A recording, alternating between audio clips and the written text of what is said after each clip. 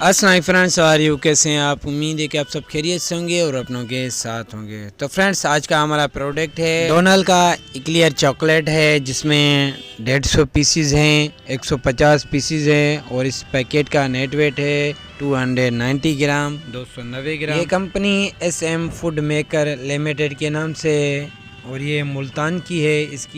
इस कंपनी की असली location 1 KM new central jail road, Multan, Pakistan. इस पैकेट की जो 1 पैकेट की प्राइस है वो है 140 रुपीज़, 144 रुपये, और जो 12 पीस और 6 पीस लेता है तो उसे 130 रुपीज़ तक भी प्रोवाइड करते हैं। 1 पीस 1 रुपीज़ में चलता है, 1 रुपये में।